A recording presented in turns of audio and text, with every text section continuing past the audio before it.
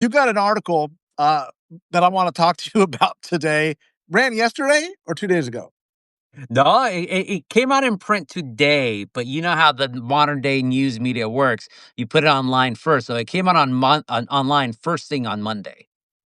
It it's an extraordinary takedown in the way only Gustavo Arellano can, and I want to walk through it. It's about Marco Rubio, no, and the basic premise is Marco Rubio is the biggest vendido of them all. So it brings in Trumpism, James Monroe, Marco Rubio, a little Fulgencio Batista. I think The the Aztecs, the the Incas. Aztecs, La Malinche makes an appearance, I think. So everybody's in there. Give us the 30,000 foot look at the article, and I'll include a link to it too when we're done here so that people can see it. But talk to me. Yeah, first and foremost, of course, you wake up Saturday morning. Oh shoot, Nicolás Maduro has been taken out by a raid. Okay, he's a total tyrant. He's a dictator. He deserved to be taken down for sure, or he deserved to not be in his position, destroying Venezuela and the Venezuelan people. But we did it because apparently it's a Department of Justice move. So the United States feels that it has a say to criminally prosecute in our courts someone someone that's not in the United States. That alone is just insane. So of course I knew everyone was going to be talking about it. Then I see the press conference when Trump says oil, I think 30 times, says we're going to rule the place. And then you start noticing who's behind him. On one hand, Pete Hegseth, who's still trying to play G.I. Joe, and he's just really bad at it too. He tries too hard, like all totally like broed out. But the guy who's fidgeting, who's looking down, who's looking vacant, and the smallest guy in the room, by the way, Marco Rubio, the Secretary of State.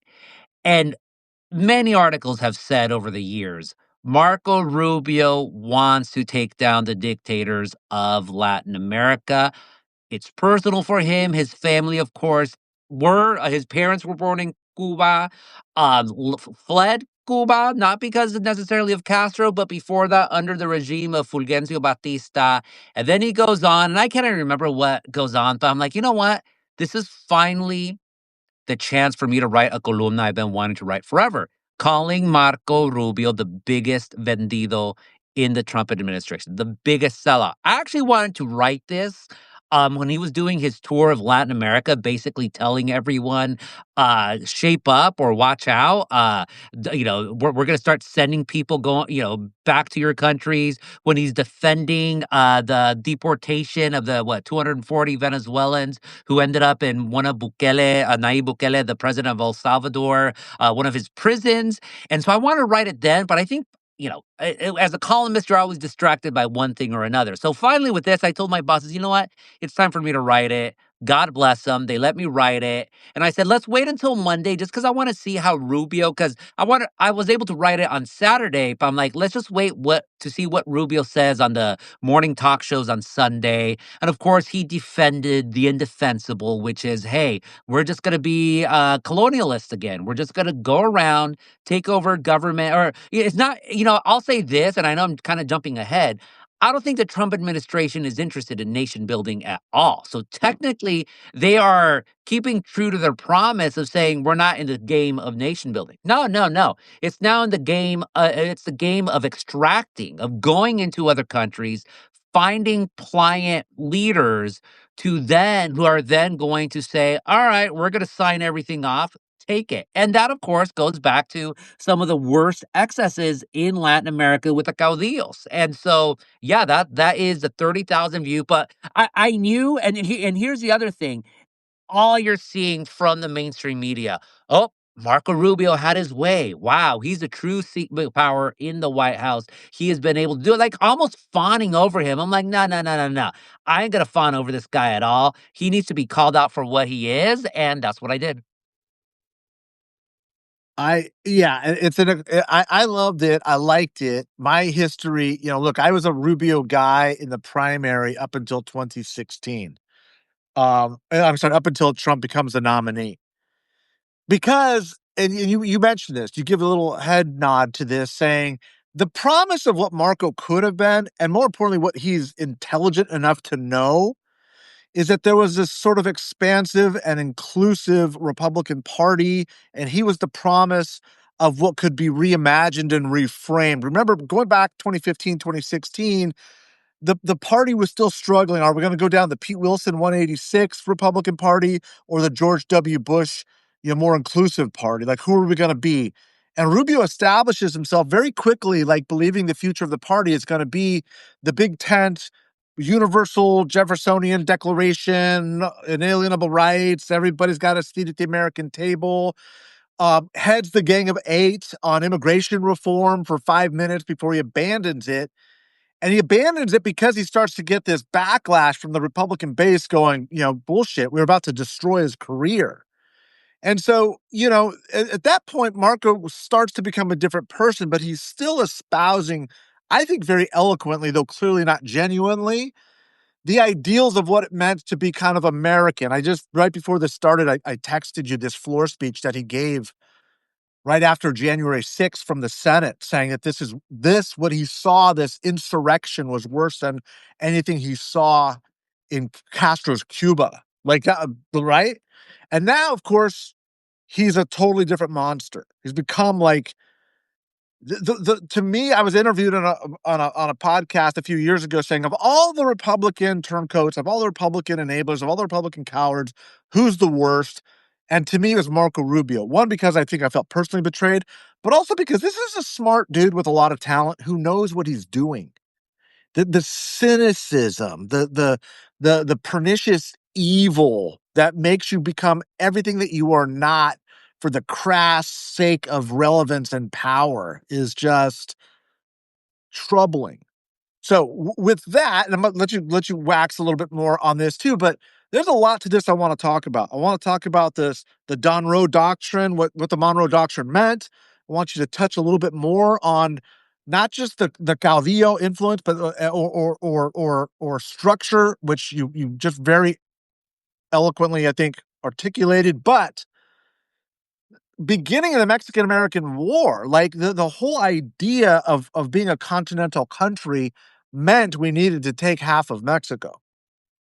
And that in many ways is as important as the Monroe Doctrine, because that's when we're not just James Monroe speaking aspirationally, however ill-founded. I think it was ill-founded, and frankly, we didn't have the military brass balls to back up a statement like the Monroe Doctrine, 1823.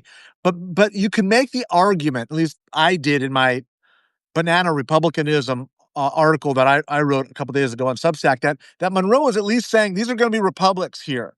There's no more royal monarchy, authoritarian influence. People are going to self-govern here. That all goes away by the time we're looking 20 years later and saying, we're going to take Mexico. Like that's all of that is ours. And it's not just protecting the virtues of democracy. They got stuff we want. And that becomes American foreign policy throughout Latin America, by the way, for the rest up until now. And at least Trump is being honest about it. That's like the one time he chooses to be honest. Oh, it's about oil. It's not even the George Bush, like, oh, we need a democracy in the Middle East and democracies don't attack each other and, higher evolution of mankind and self-governance. It was like, no, it's about their oil. We want their oil. We're taking it. It's disgusting. And look, everything that you said about Rubio, that is the definition of a vendido. You obviously have more personal insight into him than I do from the outside, not being involved with the Republican Party. I just remember when he started, his national profile started rising. It's like, all right, a Cuban Republican, not surprised, but hey, he's a senator. Hey, he's young. Hey, he's not doing the traditional Cuban Republican exceptionalism. It seemed like he really did believe in this pan-Latino, like, we are the future. Let's try to do something. So when he was with the Gang of Eight, trying to pass some sort of bipartisan amnesty, as imperfect as it was going to be, at least he was trying. And then when he ran, when he was in the Republican presidential primary, calling out Trump. And so in my columna, I mentioned how he very prophetically said, years later, everyone involved in this, the media, politicians, voters, they're going to look back with regret. I'm paraphrasing here because, and this is what he said specifically at the end, and he said this to Jake Tapper, it is not going to end well. So where is this grand champion, soft spoken, impassionate champion of good and Jeffersonian and Lincolnian and all that, now siding with, Trump Rex? The idea of I am the king, I am the law, and all of that. And then the other main reason why I call him as vendido is because if he's as smart as you say he is, and I know other people who say he is very smart, I think he's more cunning than smart, and I think what it is just this desire to be someone. I mean, when Trump called him little Marco, that it not only was it an insult, he saw, Trump saw exactly what Marco was, which is I need to be someone. Nah, you're just a small guy. Well, this small guy just like sort of like hid in the closet throughout all of Trumpism, saw all the people leave, opened up the closet. Hey, I have an idea for you, and it's absolutely Machiavellian what he has seen. And so going back to what I said, if Rubio is as smart as he is, he will know this sordid history of the United States and Latin America, going back to the Monroe Doctrine, where Monroe basically said, hey, Europe, we don't want your kings here. Get the hell out of here. And then, as you said, 20 years later, not even 20 years later, I would say 15 years later, with with the Texas War for Independence, all of these gabachos from politicians and also just American citizens, they see all this land. They don't just want to develop it. They want to make it into slave states. They want to spread slavery. They see the Mexicans there and the Latin Americans and say, we got to get these people. And guess what? There were people speaking out against this war: Abraham Lincoln, William Lloyd Garrison, Ulysses S. Grant. He fought during the war, and later on, though, he said this was like it was just a disaster, like just an immoral war, for lack of a better term.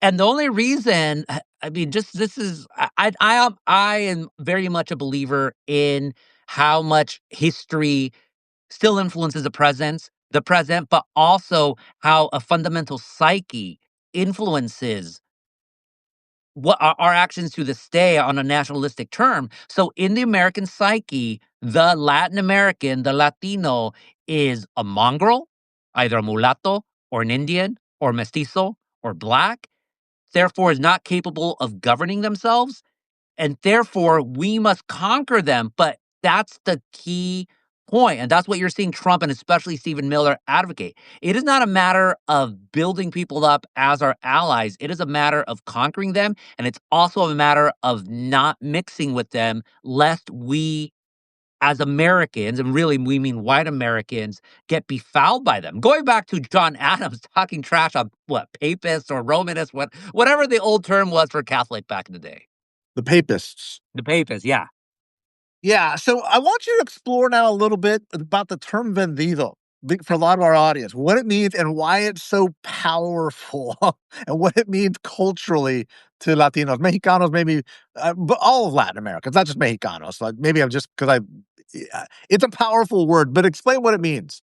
No, look, a vendido, just straight up, se vendió. He sold out. So in the United States, of course, we know what a sellout is: someone who does something to better themselves, whether politically, whether monetarily, whatever, at the expense of the values or of the people that they claim they are from or that they claim they defend.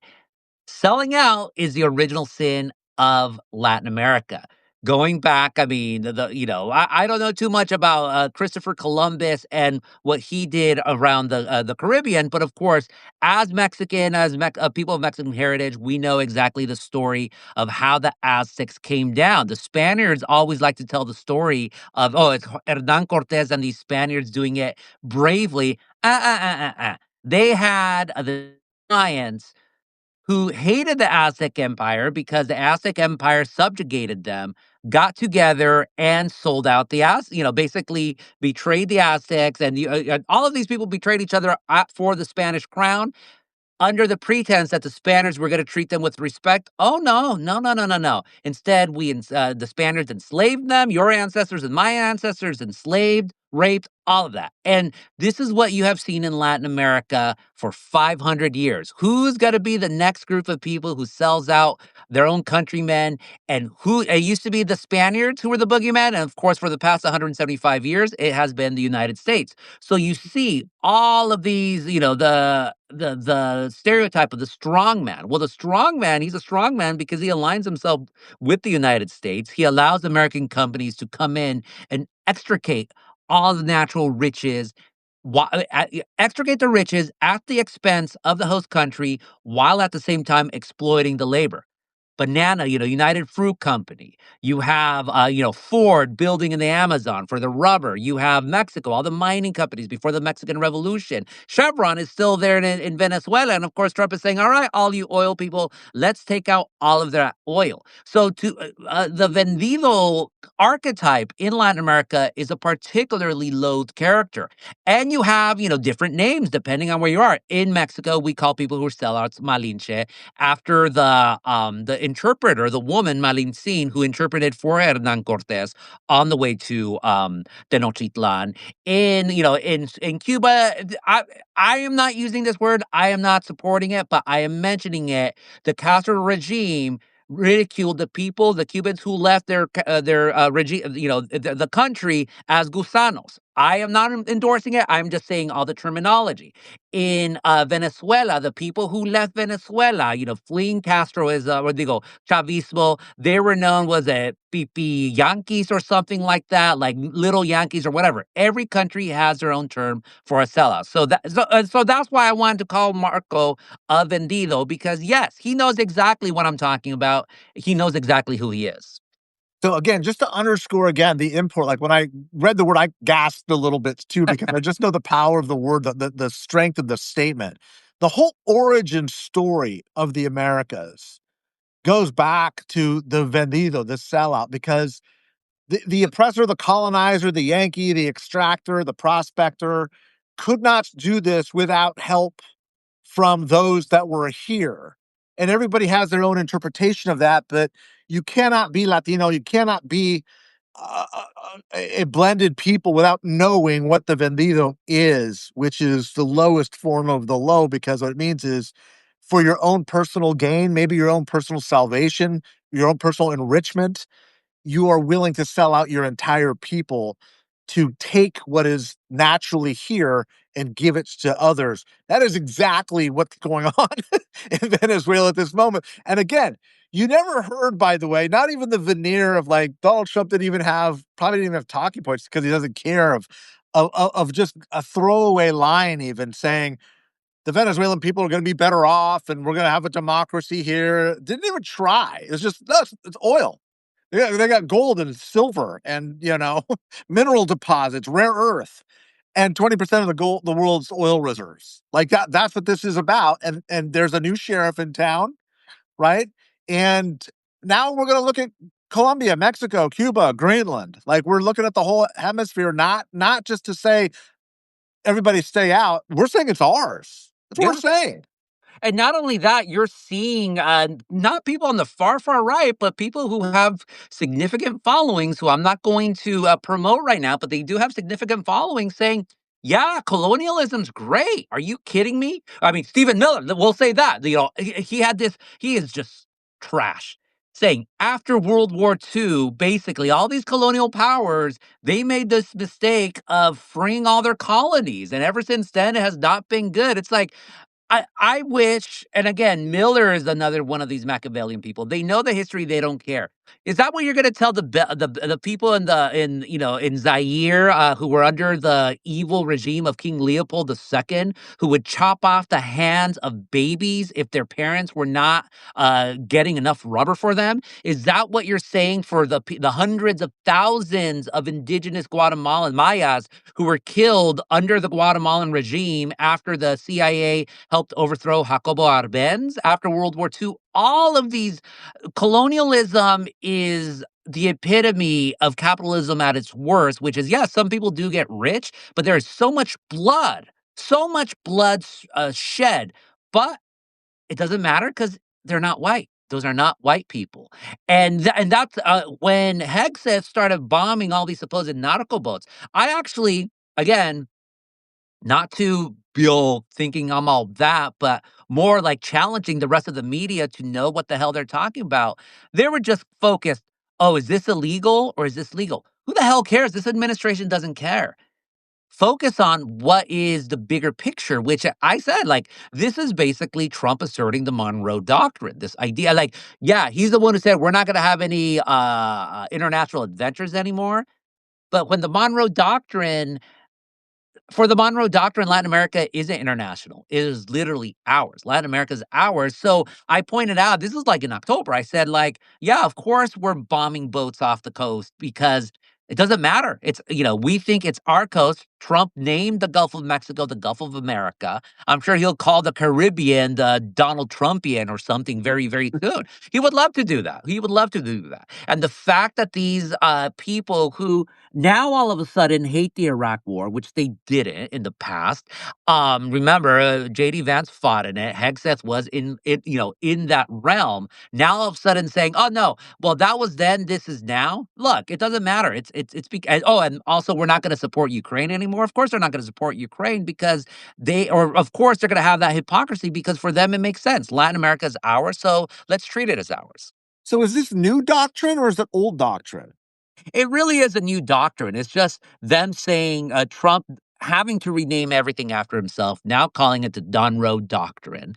His War Room Twitter account remaking this notorious political cartoon from the 1900s of Uncle Sam straddling North America and South America with a bat.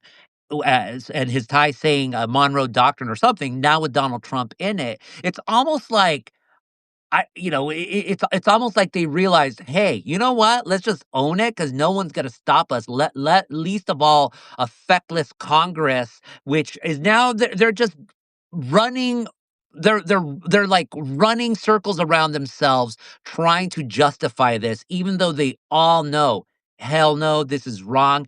Again, I always use when it comes to these adventures, if the other party would have done it, would you have supported it? Of course not. I'm old enough to remember when Clinton bombed, was it Sarajevo during, us fighting against Yugoslavia and all that, trying to take down Slobodan Milosevic. I'm anti-imperialism, period. I'm anti-interventionist almost exclusively. I was opposed to that. The Republicans were very opposed to that. But where are they now? Of course, they're nowhere, unless you're like, the guy from, was it Massey from, Kentucky, Rand Paul as well, like the more libertarian ones. But everyone else, all the other Republicans are saying, "Oh yeah, like, yeah, it's of course. Let's just let Trump do whatever they want, especially because it's Venezuela, who we have made to be this humongous boogeyman on the level of the new Castro." So Venezuela, over years, by the way, right? This wasn't a new strategy, but in my thinking, what we did was this idea, which was playing a little bit or maybe a lot fast and loose with the idea that Venezuela was the main artery for the drugs, fentanyl coming into the United States. And Stephen Miller saying, they're the ones sending rapists, big word, rapists and drug dealers. Venezuela, right, is sending rapists and drug dealers into the United States, like everybody that is stealing across the border, which of course immigration numbers are down and dropping and declining, but they're still sending rapists and drug dealers. All of this, again, is I think what I'm trying to say is we were setting up the predicate for invasion. We're making these guys bad guys.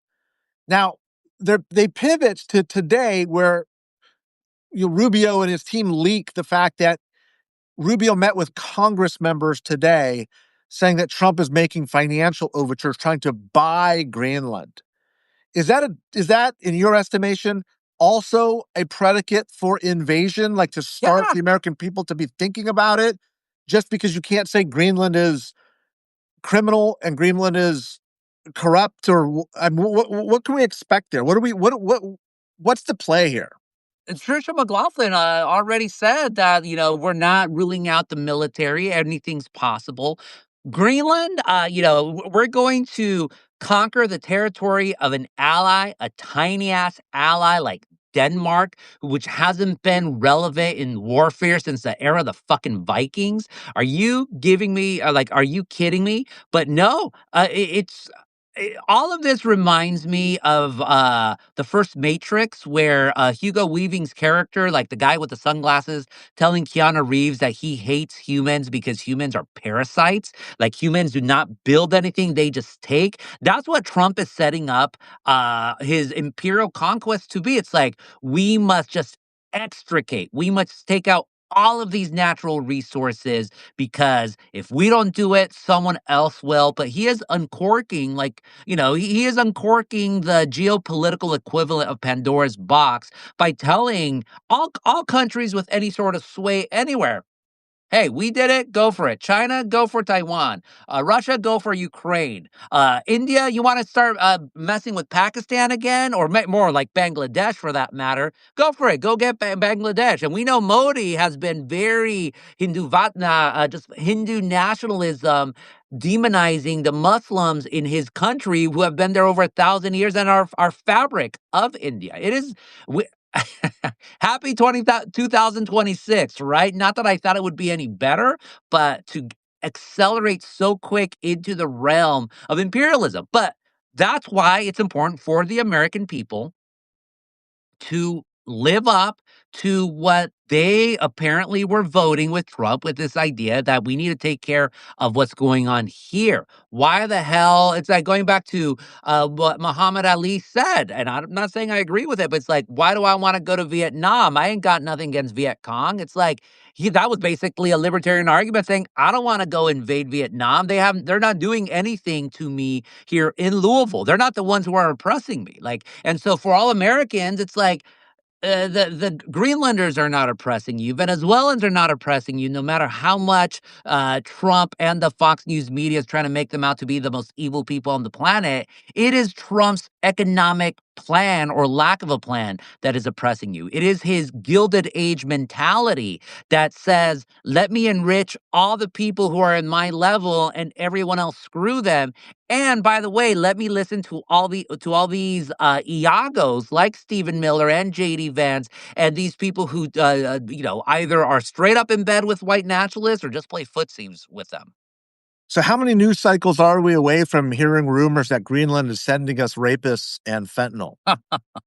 Oh, Trump's already ridiculing them, saying, "Oh, Denmark put in a dog sled as, one dog sled as for defense." JD Vance showing up to his stupid little trip with Usha, just like what's the point? And right before we went on, I had CNN on, and they were having a Republican, a Republican Congress member, a veteran, tweeting out or just putting out there, like, stop with these stupid games. Why? What is the point of antagonizing our allies? What is the point? Is this just gamer culture at its worst possible level? Stop it already. So I got a call this morning from a national reporter asking me the question I'm going to ask you, because I want to get your sense of it and see if we're on the same page or not. What does this Marco is basically becoming the viceroy or mayordomo or whatever you want to be of Venezuela now. He's going to be in charge of the country essentially. We haven't quite changed regimes, but there's a new sheriff in town, and the sheriff is named Lil Marco. No, He's also the Secretary of State, the head of national security, and I think he's the of chief. course, give a Latino 1,000 jobs. Right. What is this? And JD Vance is notably absent from the Venezuela discussion. Maybe that's just incompetence. I think it's as likely that as it is something conscious. I think if we do run on Greenland, he'll be the one staking out Greenland and making the case there. But what does this mean for Rubio and MAGA land in the Republican Party? I mean, I think MAGA land is just, they're kind of flummoxed right now, because on one hand, yes, look, no one is supporting Maduro, not a single person. Or let me take that back. Some people are. They're deluded. They're absolutely deluded. Um, But they were told, "We're not gonna go meddle in the affairs of other countries. We're not gonna be taking over other countries." That's lit that's literally what Hegseth said, what, like a month ago or something? Like, "We're not gonna get into these international games," and now you're doing this. If you wanna see the hypocrisy of Trump or his, ¿cómo se dice? His, his fecklessness, for lack of a better term, on everything. I mean, this is not the first time he's done something like this in terms of saying one thing and doing another thing to grab absolute power. Now it's in front of you. Now, I mean, how is taking over Venezuela? I mean, you know how they're going to sell it. They're going to get all the oil. They're going to say, oh, gas prices are down. Ta da. And then they're going to deport all these Venezuelans because that's now what you're hearing now in the realm of this coverage. Oh, now the Venezuelans can go home. And that to me is the one thing that's very underreported and frightening as hell. Because remember, now DHS and Trump and all these people, they're saying remigration. Let's get rid of, it's no longer the undocumented immigrants. Let's just get rid of the Somalis, who, by the way, was it 90 some percent of that are at least permanent residents here legally because a lot of them were refugees.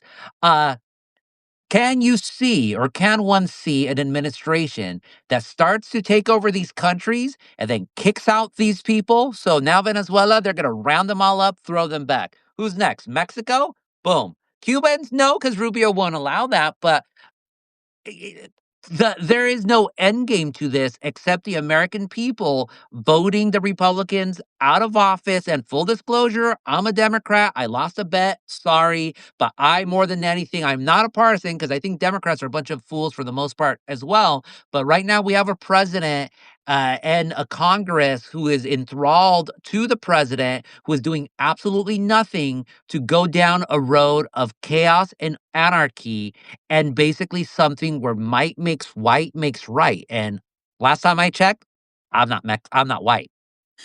Let's. I'm going to push you on that one too a little bit more because I think you're pulling at something important. Talk to us about Cuban exceptionalism in the Latino diaspora. Is this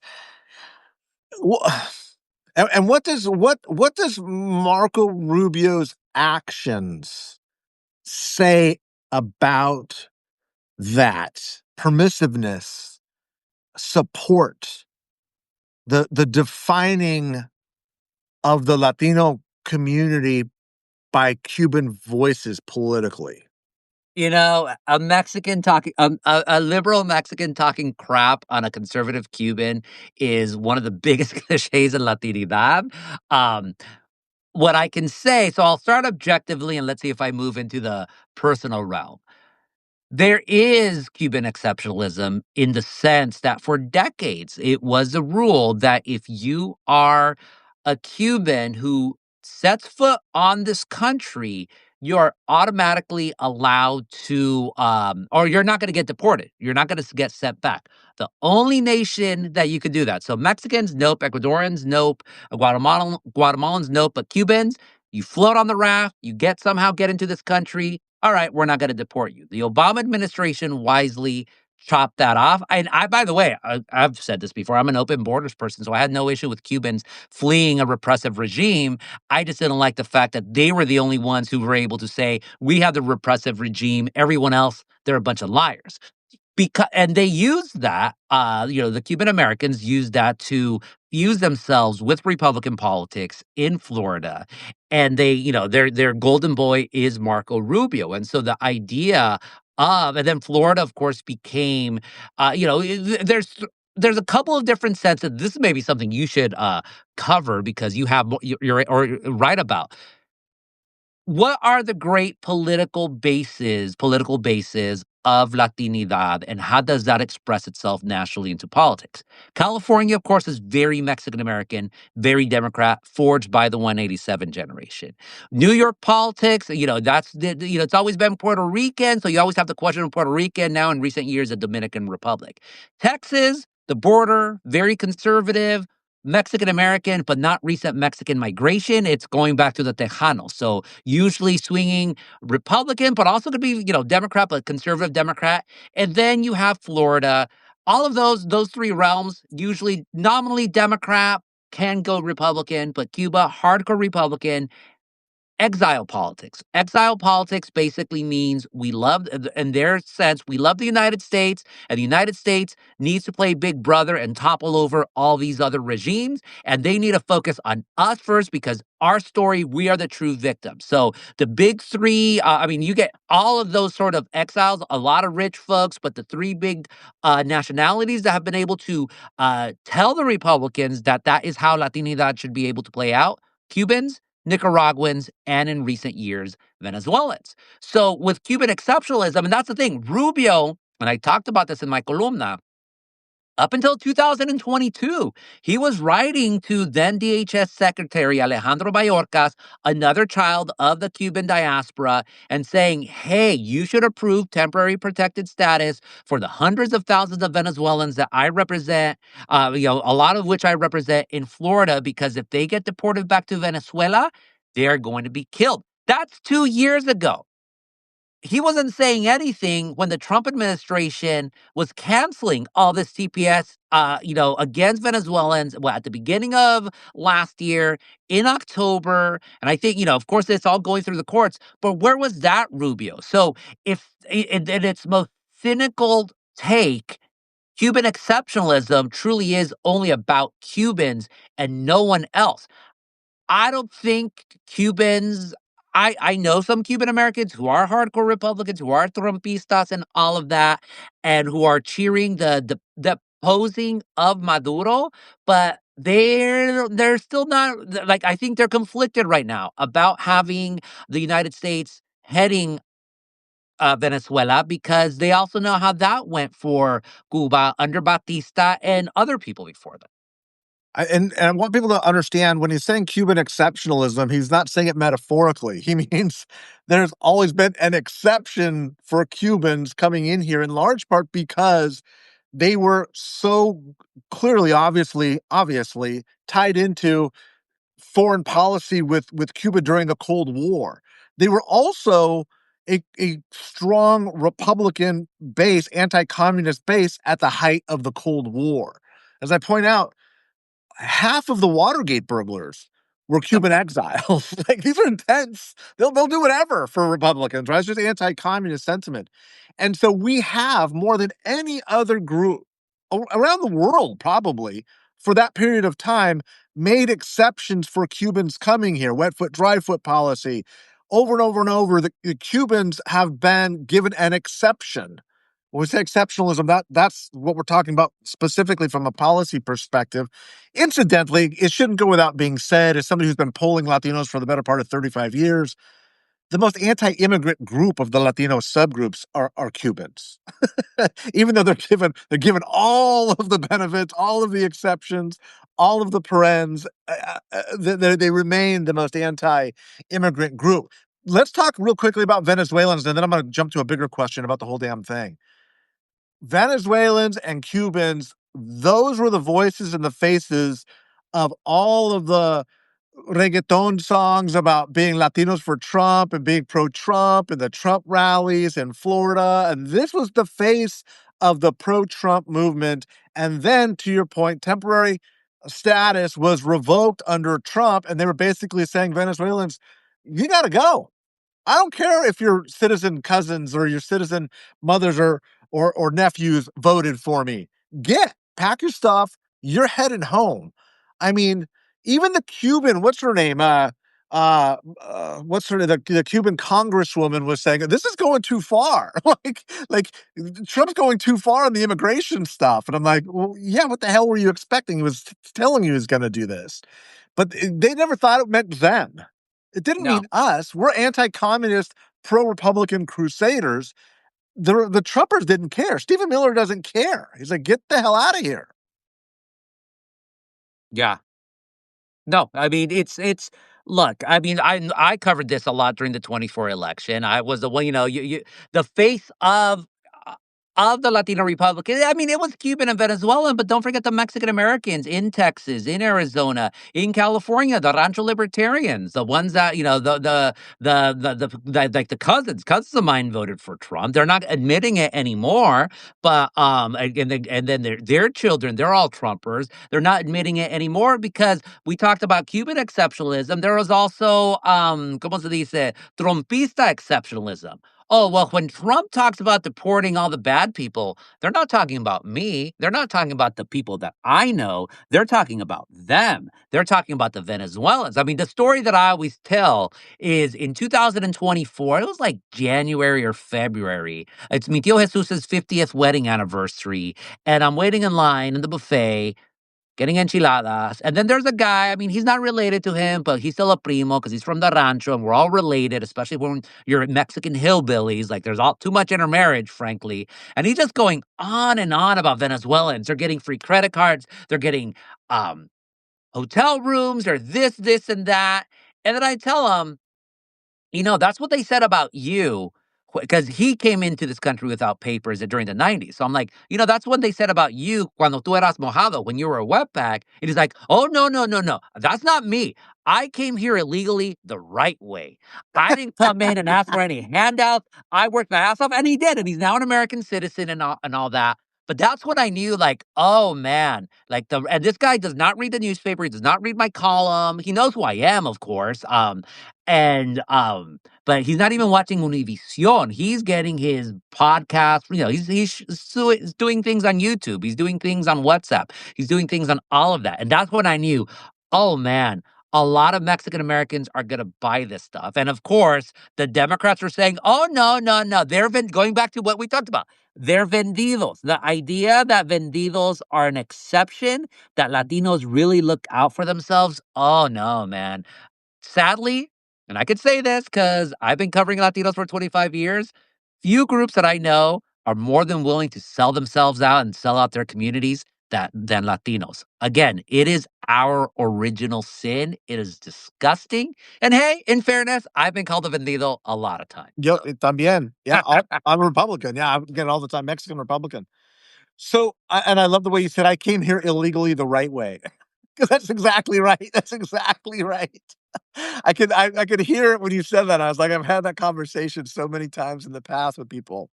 So what does this mean broadly for the Latino vote? What does Venezuela mean? And is that too broad? Is it too irrelevant? Are we going to be just like everybody else? Is that bad? Like, what's it going to mean?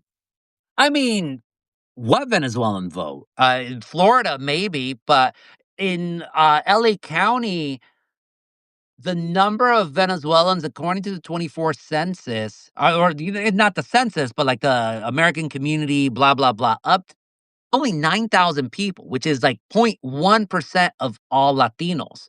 Um, a lot of Latinos don't necessarily have an issue with Maduro being taken down. Um, it remains to be seen whether imperialism, whether that old Latino, ¿cómo se dice? Our strain of anti-imperialism will pop up. Um, More importantly, and you know this more, it's like it's the economy, stupid. So is the Venezuelan invasion going to improve the economy? I don't think it is.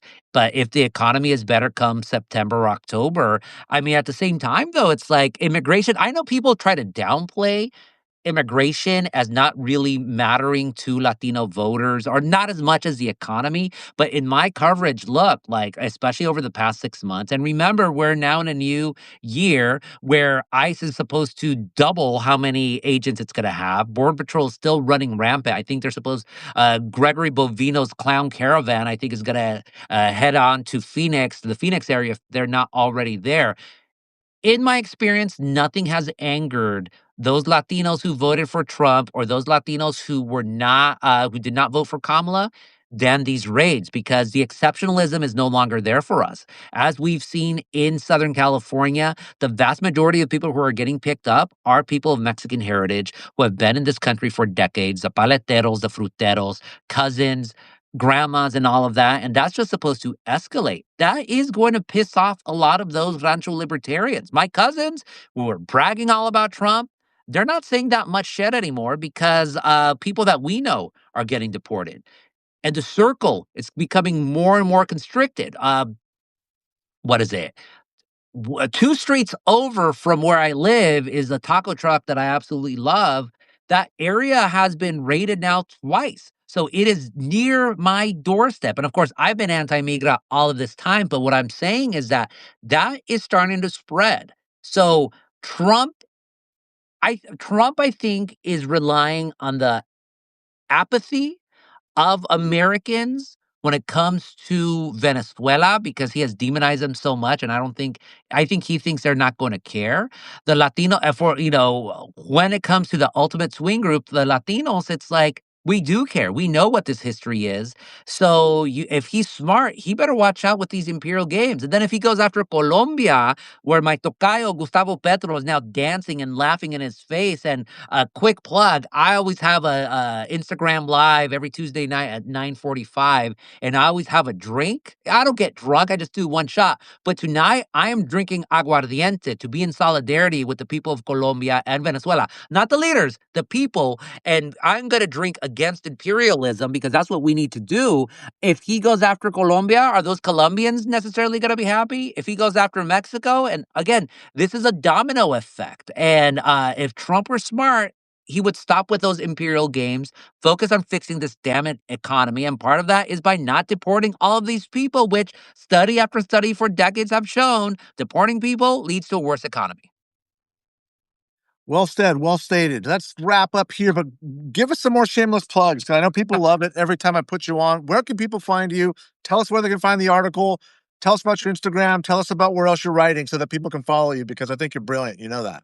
Well, you're always very kind. Look, I send a weekly newsletter, not on Substack, but you might as well follow me on Substack. What I always do every quarter, I save those emails, send them over to my personal email, newsletter, and tell them like, hey, if you don't like it, just unsubscribe. But just do that. But I never say what I'm working on. But now I didn't think I'd have to be writing more about like our imperialist history and colonial history this year for the Times, but it looks like I'm gonna have to. So I'm sure this is not the last time I'm gonna be writing about all of this. Um, and other than that, just just yeah, just to make it easy, just follow me on Substack. Because everyone's here on Substack. Follow, follow, follow, follow, follow, and then we'll go from there.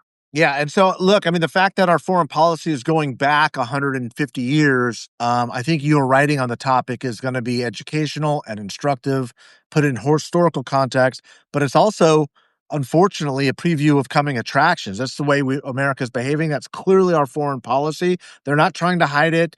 They're not saying look for more nuance or like, wink, wink, try to figure out what we're really doing. He's saying it's about oil. It's about resources. It's about taking what we want when we want it, how we can get it. And I think that if you are a leader, not just in Latin America, but primarily in Latin America, but also in Greenland, you've got to take this serious. They're serious. They're doing it. Imperialism is not democracy. Democracy focuses on, I'm sorry, if you want to call it neoliberal stuff like Stephen Miller said, like, call it that. But democracy at its best, we form allies, we take care of what's ours, and we do not invade, and we do not topple other governments, no matter how disgusting they may be, unless the threat is truly on a worldwide scale. Last I checked, the big rival we have is not Venezuela, but China and the USSR, Russia, which I'm just thinking because that's how Putin thinks. Putin thinks he is trying to recapture the Soviet Union. Those are the big powers. We are now telling Trump is cozying up to evil people. Last I checked, the big group that's repressed in this world among many. What happened to the Uyghurs? Yeah. Care We about the feel Uyghurs anymore because Trump is cool with Xi Jinping. What happened about Ukraine, another sovereign country being overrun in an imperialist land grab? We don't care because it's Putin. History will not look kindly upon us. And the last thing I'll say, this is why I tell people know your history. The one thing that the Trump regime is very smart on, they know history is important. And they are trying to twist history. They're taking away. I mean, as you put in your newsletter, they're bringing back the names of Confederates on bases. They're stripping the names of Cesar Chavez from boats, of Navy boats, of Harvey Milk. Navy veterans, mind you, and now instead calling a brand new class of battleship the Trump class. Like they know what history means. Do not let them take away the history, our history. Do not let them warp it and fight for democracy however way you can. Thanks for your time, brother. One quick question to end it. I promise this will be the end. Does the regime in Cuba outlast the Trump administration? Oh boy. I mean, I hope they both go down. How about that? Perfect ending. Brother Gustavo, love you. Thank you, man, for sharing some insights. Everybody read that column. I'm going to post it here. I think Linda has shared it broadly, but thanks for your brain. Thanks for insight. We're going to have it on a lot more regularly in 2026. Gracias as always, Mike. Cuídate. Thanks, man.